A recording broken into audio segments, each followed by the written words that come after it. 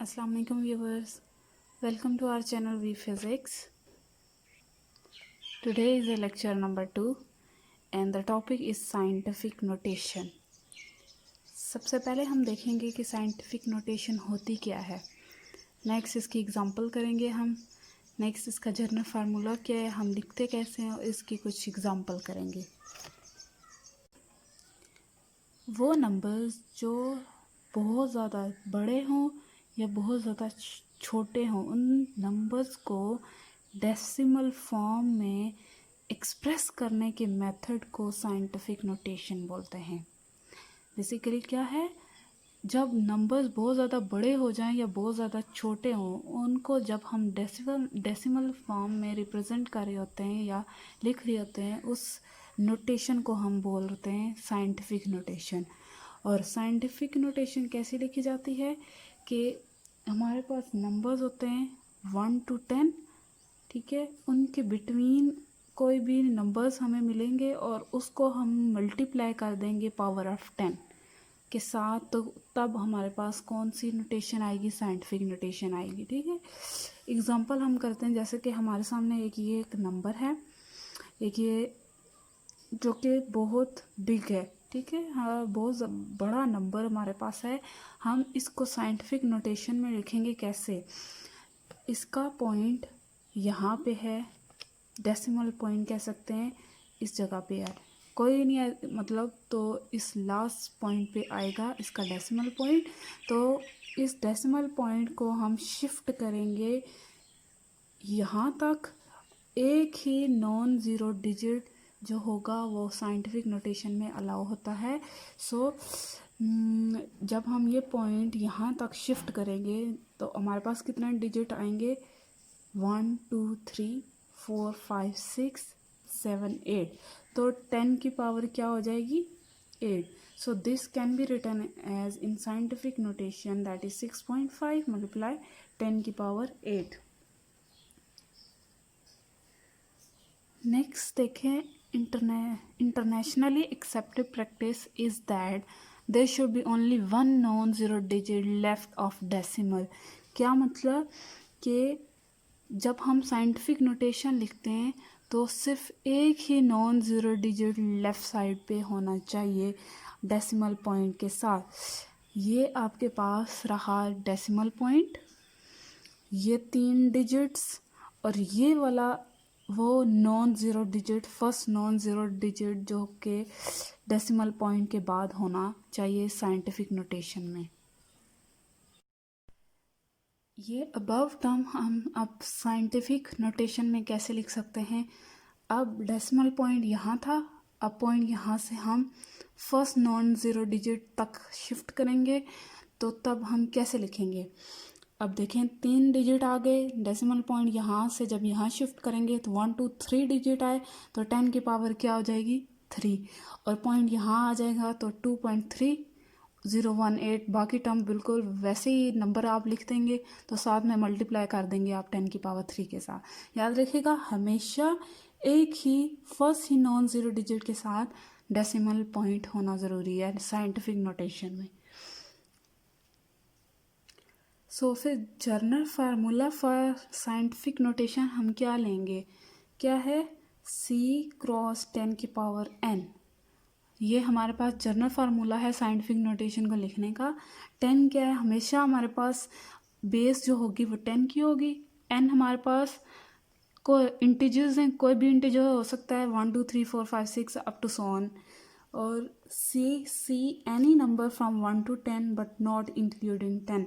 10 के अलावा और कोई भी नंबर हो सकता है 1 से लेकर 10 तक, ठीक है, 10 को इंक्लूड किए बगैर.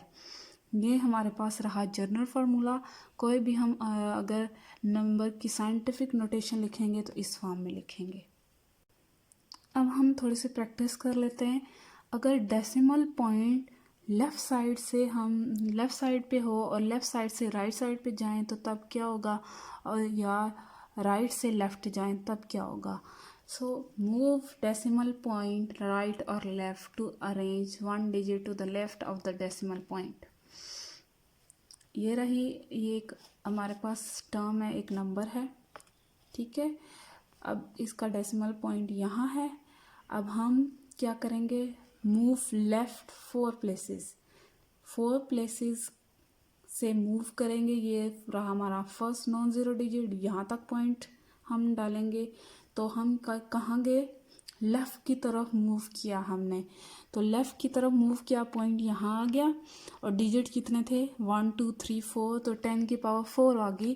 तो याद रखिएगा, जब हम लेफ़्ट की तरफ जाएंगे, राइट से लेफ़्ट की तरफ जब पॉइंट जो होगा डेसिमल पॉइंट शिफ्ट होगा, तो तब हमारे पास पावर जो होगी वो पॉजिटिव होगी। ठीक है, जब ये डेसिमल पॉइंट हम राइट की तरफ शिफ्ट करेंगे, ये रहा हमारे पास फर्स्ट नॉन ज़ीरो डिजिट। तो पॉइंट जब यहाँ से यहाँ शिफ्ट करेंगे, राइट की तरफ जाएंगे, तो तब याद रखिएगा हमारे पास पावर नेगेटिव होगी। जब हम लेफ़्ट की तरफ मूव करेंगे तो पावर होगी पॉजिटिव। सो ये डेसिमल पॉइंट कितने डिजिट्स के बाद जाएगा, 1 2 3 4 5, तो 10 की पावर क्या आ जाएगी, -5। ठीक है, बस यही आप साइंटिफिक नोटेशन में बात याद रखिएगा। डेसिमल पॉइंट की जब हम शिफ्टिंग कर रहे होते हैं, जब हम राइट से लेफ़्ट की तरफ जाएंगे तो पावर पॉजिटिव होगी। जब हम लेफ़्ट से राइट की तरफ आएंगे तो तब पावर नेगेटिव होगी। ठीक है, अब सिमिलरली ये वाली एग्जांपल देखें। अब हमें यहाँ से पॉइंट शिफ्ट करना है फर्स्ट नॉन ज़ीरो डिजिट के पास, यहाँ तक डेसिमल पॉइंट को यहाँ लेके आएंगे। तो हम कितने प्लेसेस लेके जाएंगे डेसिमल पॉइंट को, 1 2 3 4 5 6 7 8, तो 10 की पावर क्या हो जाएगी, 8। तो 6.02 क्रॉस 10 की पावर 8। नेक्स्ट है हमारे पास कन्वेंशन फॉर इंडिकेटिंग यूनिट्स। कुछ रूल्स हैं जो हमें पता होने चाहिए जब हम यूनिट्स को यूज़ कर रहे होते हैं। ये एग्ज़ाम के लिए इम्पोर्टेंट नहीं है, लेकिन आपकी नॉलेज में होना ज़रूरी है। आपको पता होना चाहिए कि यूनिट्स के क्या रूल हैं जब हम उनको यूज़ करते हैं। सबसे पहला रूल क्या है, जब भी आपने कभी देखा होगा यूनिट को जब लिखा जाता है, जब फुल नेम लिखा जाता है, फुल उसके लेटर्स लिखे जाते हैं, तो वो तमाम लेटर्स स्मॉल लेटर से लिखा जाता है। कभी भी फुल नेम यूनिट का कैपिटल लेटर से स्टार्ट नहीं होगा। इवन के साइंटिस्ट का नेम भी अगर फुल लेटर्स के साथ लिखा जाए तो स्मॉल लेटर से ही शुरू होता है। जैसे आपके पास एग्जांपल है metre, kilogram, second, candela, newton. ठीक है, तो याद रखिएगा, अगर यूनिट का नाम अगर फुल लेटर्स के साथ लिखा गया, फुल नेम लिखा गया, तो तब हम लोग कभी भी उसे कैपिटल लेटर के साथ स्टार्ट नहीं कर सकते, बल्कि वो हमेशा स्मॉल लेटर के साथ स्टार्ट होगा। सेकंड देखें, जो भी यूनिट अगर साइंटिस्ट के नेम से स्टार्ट हो रहा है और सिर्फ हम अगर उसका सिंबल यूज़ करें तो हमेशा वो कैपिटल लेटर ही होगा। ठीक है, तो क्या कहा मैंने कि जब भी हम अगर किसी साइंटिस्ट का नाम सिंबल के तौर पर यूज़ कर रहे हों, तो तब हमारे पास सिर्फ वो कैपिटल लेटर ही यूज़ होगा। फॉर एग्ज़ाम्पल जैसे न्यूटन का यूनिट हम अगर लिख रहे हैं, सिर्फ उसका सिंबल लिखेंगे, तो तब हम सिर्फ न्यूटन का एन लिखेंगे। ओके, वो भी कैपिटल लेटर में। ठीक है, थर्ड वन है, अगर प्रेफिक्स के साथ किसी भी यूनिट को लिखा जाए तो उन दोनों के दरमियान कोई भी स्पेस नहीं होनी चाहिए। फॉर एग्ज़ाम्पल आपके पास है 1 क्रॉस 10 की पावर -3 मीटर, वेयर 10 की power -3 which is equals to 1 milli. Prefix use हुआ है, साथ में यूनिट यूज़ हुआ है मीटर। अब इसको हम कैसे लिख सकते हैं, 1 मिलीमीटर। इन दोनों के दरमियान कोई स्पेस नहीं होगी जब इन दोनों को एक साथ लिखा जाएगा। थर्ड, ये आपके पास पॉइंट था कि प्रेफिक्स के साथ अगर कोई यूनिट यूज़ किया जाए तो उन दोनों को के दरमियान कोई स्पेस नहीं होगी, उनको एक साथ लिखा जाए। ठीक है, next combination of base unit is written each with one space apart. जब हम बेस यूनिट का अगर कम्बिनेशन ले रहे होंगे, अगर कम्बिनेशन हमारे पास आ जाएगा तो तब हमने उन दोनों के दरमियान स्पेस रखनी है. फॉर एग्ज़ाम्पल अगर यूनिट है हमारे पास न्यूटन मीटर, तो हम उसको जब सिंबल में लिखेंगे तो कैसे लिखेंगे, न्यूटन मीटर और बीच में इसके स्पेस होगी. इन दोनों को हम स्पेस के बगैर नहीं लिख सकते. जैसे हमने 1 मिलीमीटर लिखा, इन दोनों के दरमियान स्पेस होना ज़रूरी है. नेक्स्ट है आपके पास compound prefix are not allowed. दो से ज़्यादा प्रेफिक्स का एक साथ लिखना अलाउ नहीं है. जैसे आपको एग्जांपल दी है 1 माइक्रोफराड. कभी भी हमने ऐसे यूनिट को देखा नहीं है कि उसके साथ 2 प्रेफिक्स यूज़ किए गए हों या 2 से ज़्यादा यूज़ किए गए हों. इसको हम कैसे लिख सकते हैं, ये ऊपर वाली एग्जांपल को 1 picofarad where micro which is equals to 10 की पावर -6 और 10 की पावर -6 10 की पावर -6 इक्वल्स टू 10 की पावर -12 एंड 10 की power -12 should be equal to 1 pico. Okay तो हम माइक्रो की जगह क्या लिख देंगे, 1 पिकोफराड. ये ट्रू मेथड है, ये सही तरीका है ऊपर वाली वैल्यू को लिखने का. ठीक है, तो कंपाउंड प्रेफिक्स कभी भी यूज़ नहीं हो सकते. आपके पास एक नंबर है लाइक दैट 5.0 क्रॉस 10 की पावर 4 सेंटीमीटर. ठीक है, सेंटीमीटर में अगर आपके पास एक वैल्यू गिवन है, आप उसको साइंटिफिक नोटेशन में एक्सप्रेस करेंगे. कैसे करेंगे, अब 1 सेंटीमीटर है तो 1 सेंटी किसके इक्वल है, 10 की पावर -2 के. प्रेफिक्स यूज़ हुआ हुआ है, प्रेफिक्स की जगह उसकी वैल्यू लिखते हैं और पावर को ऐड या सब्ट्रैक्ट करें, आंसर आएगा उसको उसके साथ मीटर लिखते हैं. तो आपने उसको साइंटिफिक नोटेशन में कन्वर्ट लाजमी करना है, ना कि इसी फॉर्म में लिख देना है, बल्कि आपके पास जो सही तरीका है वो इस फॉर्म में लाना ही होता है. ठीक है, नेक्स्ट आपके पास है, अगर आपके पास बेस यूनिट की पावर हो और वो पावर उसके साथ जो भी प्रीफिक्स यूज़ किया गया होगा वो भी उसकी ऊपर पावर अप्लाई होगी. तो एग्ज़ाम्पल है आपके पास, अगर 1 किलोमीटर स्क्वायर है तो इसका मतलब ये पावर होल के लिए है, ना कि सिर्फ मीटर स्क्वायर के लिए. सो 1 किलोमीटर का होल स्क्वायर होगी, ये होल पावर होगी, होल मल्टीपल के लिए होगी, ना कि सिर्फ बेस यूनिट के लिए होगी. सो किलो हम जानते हैं 10 की पावर 3 के इक्वल है. किलो की जगह आप 10 की पावर 3 लिख दें.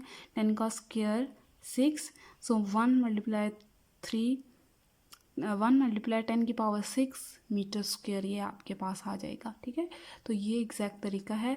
और जब भी आपके पास यूनिट के ऊपर पावर होगी तो उसके साथ जो भी प्रीफिक्स होगा वो भी उसके ऊपर भी पावर अप्लाई होगी, अकेले उसकी पावर नहीं होगी. नेक्स्ट पॉइंट है आपके पास, जब भी कोई प्रैक्टिकल वर्क में हम मेजरमेंट्स ले रहे होते हैं तो हमेशा जो कन्वीनियंट यूनिट होता है वही यूज़ करना चाहिए. फॉर एग्ज़ाम्पल जैसे अगर हम मैथ्स अगर फाइंड कर रहे हैं किसी भी ऑब्जेक्ट का, तो उसका यूनिट हमारे पास किलोग्राम है, तो हम उसको किलोग्राम में ही करेंगे. अगर ग्राम में मेजर किया है तो उसको किलोग्राम में चेंज करेंगे. या फिर हमारे पास अगर टाइम हम हॉर्स में उसको कर रहे हैं तो कन्वीनियंट यूनिट टाइम का सेकंड है, तो हम उसको हॉर्स से सेकंड में कन्वर्ट करेंगे. ठीक है, तो कल रिज़ल्ट तैयार करने से पहले हमें कन्वर्ट करना पड़ेगा तमाम यूनिट्स को उसके अप्रोप्रिएट यूनिट्स में. ठीक है, तो जब भी हम लोग मेजरमेंट्स लें और उसके रिज़ल्ट तैयार करने से पहले क्या करना चाहिए, हमें तमाम यूनिट्स को चेंज करना चाहिए एग्जैक्ट उनके अप्रोप्रिएट यूनिट में चेंज करके. नेक्स्ट टॉपिक है हमारे पास एरर्स एंड अनसर्टेनिटीज़. अनसर्टेनिटीज़ और एरर्स क्या हैं, सबसे पहले हम उसकी डेफिनेशन करेंगे, फिर आगे चलते हैं. एरर बेसिकली हम डिफ़ाइन करते हैं the difference between the measured value and the actual value. Measured value कौन सी होती है और एक्चुअल वैल्यू कौन सी होते हैं.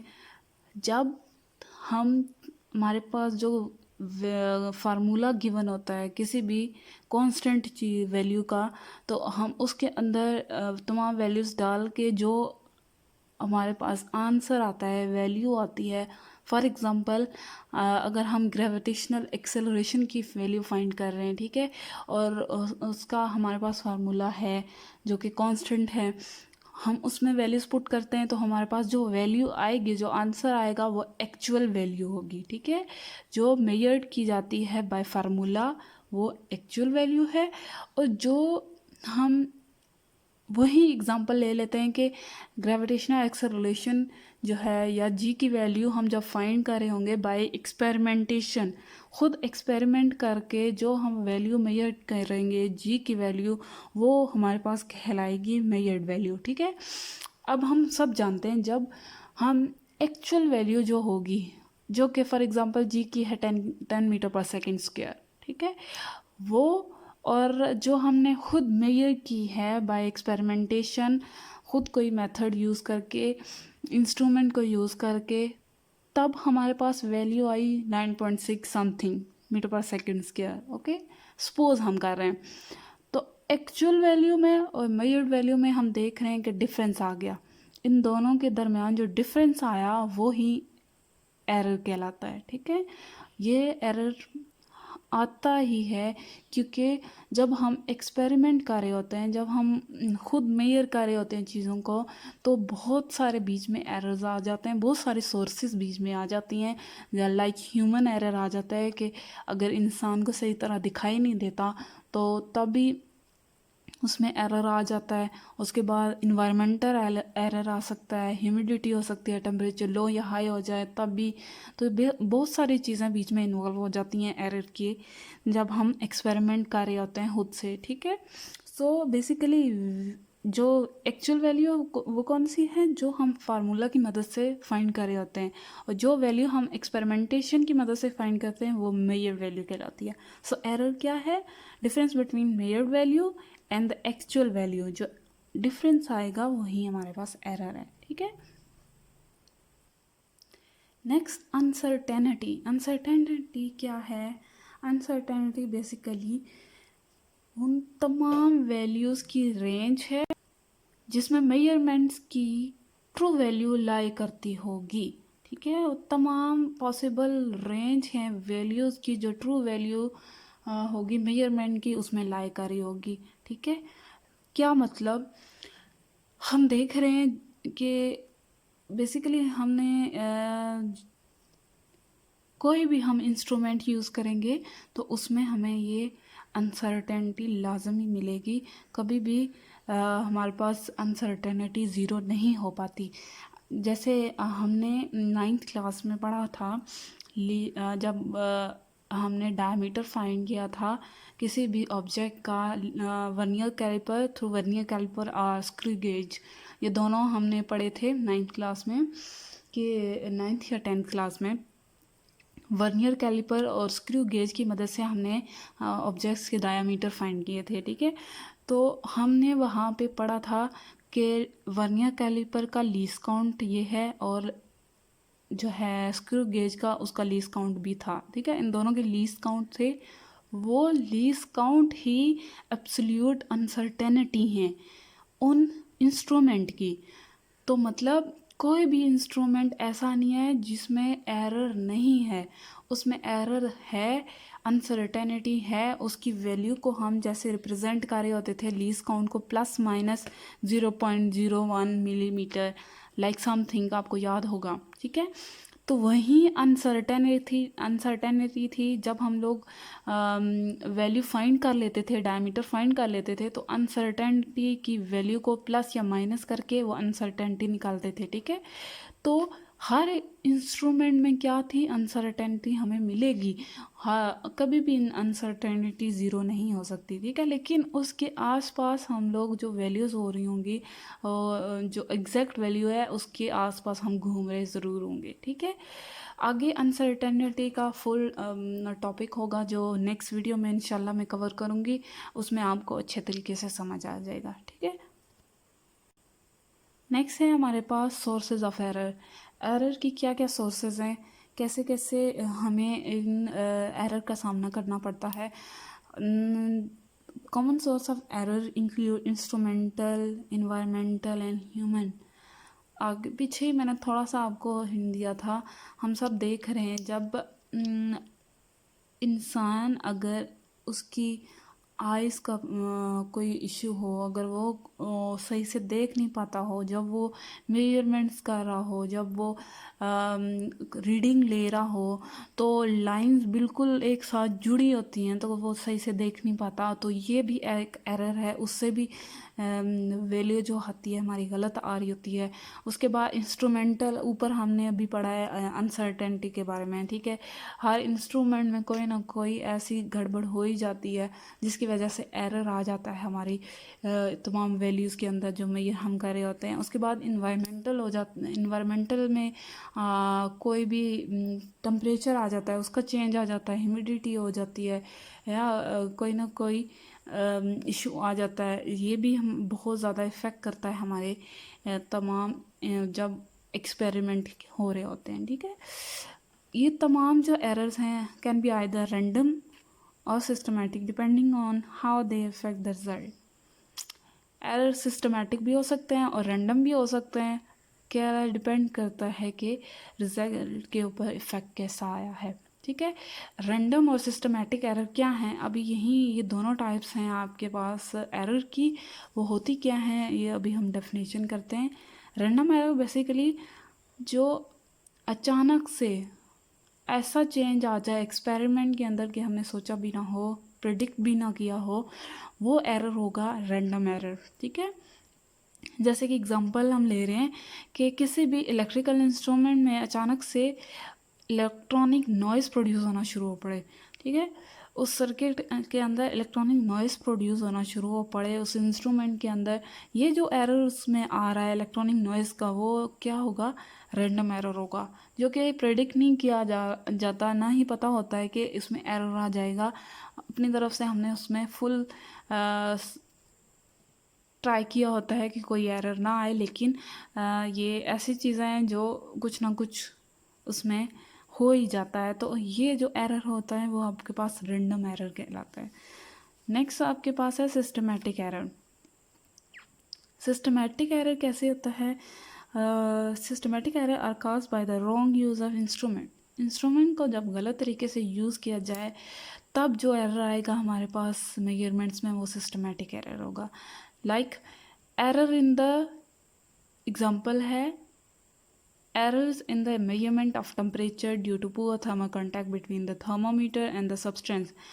अगर हम मेजरमेंट कर रहे हैं टेम्परेचर की और जब हमारे पास थर्मल कांटेक्ट पुअर होगा थर्मोमीटर और सब्सटेंस का, तो इन दोनों के दरमियान जब थर्मामीटर और सब्सटेंस का जब थर्मल कांटेक्ट पुअर होगा तो जो भी टेम्परेचर आएगा वो एग्जैक्ट नहीं आएगा, उसमें कोई ना कोई एरर आ रहा होगा। वो जो होगा इस वजह से क्योंकि थर्मामीटर और सब्सटेंस के दरमियान हमने अच्छे तरीके से थर्मल कांटेक्ट नहीं बनाया, उसकी वजह से जो एरर आएगा वो हमारे पास आएगा सिस्टमेटिक एरर। उस एरर को सिस्टमेटिक एरर कहेंगे, ठीक है। उसमें रॉन्ग यूज़ किया हमने इंस्ट्रूमेंट को, वो जो एरर कहलाएगा सिस्टमेटिक। नेक्स्ट है हमारे पास क्या क्या मेथड हैं, क्या क्या तरीके हैं कि हम रैंडम और सिस्टमेटिक एरर को रिड्यूस कर सकें। सबसे पहला हमारे पास मेथड है, कोशिश करें कि जितने मेजरमेंट्स हम रिपीटेड लेते रहें और उसके बाद उनका एवरेज ले लें, तो तब हमारे पास कुछ ना कुछ है एरर रिड्यूस हो जाता है। so taking repeated measurements to obtain an average value। next हम plotting a graph to establish a pattern and obtaining the line or curve of best fit। Graph को प्लॉट करें और कोशिश करें कि ऐसा पैटर्न, ऐसी लाइन और ऐसी कर्व हमें मिले जहाँ जो हमारे लिए उन मेजरमेंट के लिए बेस्ट हो। उससे भी हम क्या कर सकते हैं, एरर को रिड्यूस कर सकते हैं। उसके बाद एक्सपेरिमेंटल टेक्निक को जितना बेहतर बनाया जाए बनाएं ताकि हम लोग एरर को रिड्यूस कर सकें। फोर्थ वन क्या है, reduce the systematic error of a data set, you must identify the source of error and remove it. Systematic error को रिड्यूस करने का ये तरीका है कि आप सबसे पहले सोर्स में ये आइडेंटिफाई करें कि एरर क्या है और कोशिश करें उसको रिमूव करें। तो इस तरह हम सिस्टमेटिक एरर को रिमूव कर सकते हैं, रिड्यूस कर सकते हैं। आज का लेक्चर बस यहाँ तक। नेक्स्ट लेक्चर में हम अनसर्टेनिटी के बारे में पढ़ेंगे और उसकी डिटेल होगी, उसकी सारी डिटेल होगी इंशाल्लाह। काफ़ी बड़ा टॉपिक है, तो नेक्स्ट लेक्चर में उसी को हम कवर करेंगे। होप सो आपको लेक्चर जो है समझ आया होगा। मैंने कोशिश की है जितना आसान हो सके आपको बताऊं और नोट्स बनाऊं। अगर आपको मेरा लेक्चर पसंद आया तो प्लीज़ लाइक और सब्सक्राइब करें और जो है मेरे लेक्चर्स को फॉलो करें। इंशाल्लाह आपके लिए कुछ ना कुछ बेहतरी होगी।